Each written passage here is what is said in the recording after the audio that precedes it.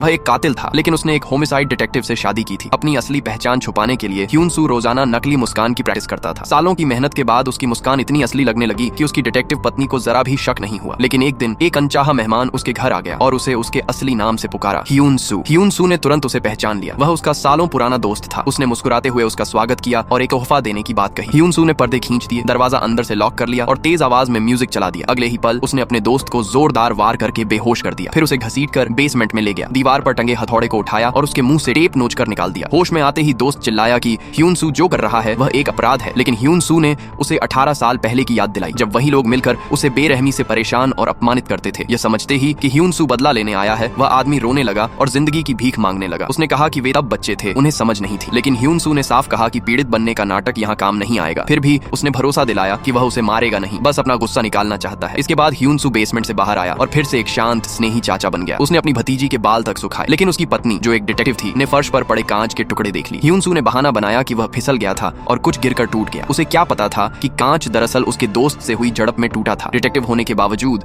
उसे अपने ही पति पर कभी शक नहीं हुआ। उसी रात जब उसकी पत्नी की नींद खुली तो उसने देखा कि ह्यून सू बिस्तर पर नहीं था। उसने सोचा वह लिविंग रूम में होगा, लेकिन पूरा घर असामान्य रूप से शांत था। तभी अचानक मुख्य दरवाजा खुला और रेनकोट पहने एक आकृति धीरे धीरे अंदर आई। जैसे ही उस व्यक्ति ने हुड हटाया, वह राहत की सांस लेने लगी। वह उसका पति ही था। ह्यून सू ने कहा कि वह उसके लिए फ्राइड चिकन लेने बाहर गया था। उसने उसकी बात पर एक पल के लिए भी शक नहीं किया, लेकिन अगले ही दिन एक रेस्टोरेंट में हत्या हो गई। पुलिस, जिसमें उसकी पत्नी भी शामिल थी, सीसीटीवी फुटेज देखने लगी। स्क्रीन देखते ही उसकी आंखें फैल गई। कातिल का चेहरा साफ नजर नहीं आ रहा था, लेकिन वह रेनकोट उसे बेहद जाना पहचाना लग रहा था।